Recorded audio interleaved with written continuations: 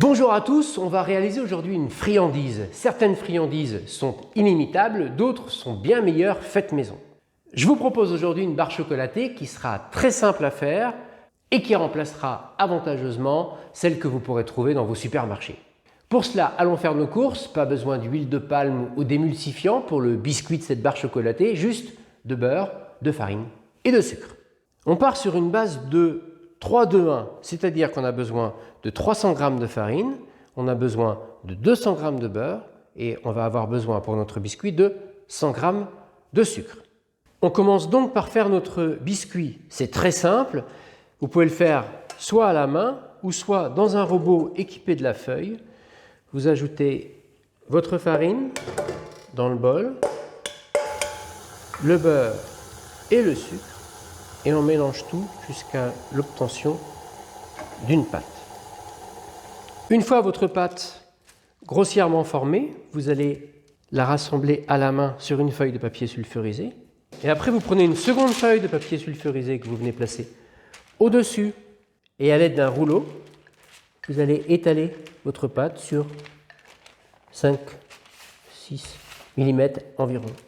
Une fois cette opération terminée, on place notre biscuit sur une plaque de cuisson et on enfourne pour 15 minutes à 180 degrés. Pendant que le biscuit cuit, on s'occupe du caramel. Pour cela, il faut 180 g de sucre, 110 g de beurre demi-sel. Si vous n'avez pas de beurre demi-sel, vous prenez la même quantité en beurre doux et vous rajoutez un peu de fleur de sel. On va avoir besoin de 210 g de crème liquide et de 2 feuilles de gélatine qu'on va mettre à tremper dans de l'eau froide. Pour notre caramel, la première chose à faire, c'est qu'on va mettre notre crème à chauffer doucement pendant qu'on transforme notre sucre en caramel. Le sucre, c'est dans une casserole avec un fond assez large, un feu assez fort. La crème sera chaude, ce qui permettra, quand on va la rajouter à notre caramel, d'avoir un choc thermique limité. Une fois que notre sucre est fondu, transformé en caramel, on va pouvoir décuire l'ensemble, soit stopper la cuisson du caramel en ajoutant des morceaux de beurre. Puis notre crème, qui n'est donc pas froide, elle a été tiédie, ce qui va limiter donc le choc thermique. Vous voyez, on voit qu'il y a quand même une réaction du caramel, mais le fait que la crème soit chaude limite cette réaction. Là, on va pouvoir commencer à baisser un petit peu. Et là, cette fois, avec un fouet, on mélange le tout. Et pour terminer, on essore notre gélatine qu'on a mis à tremper au préalable dans l'eau.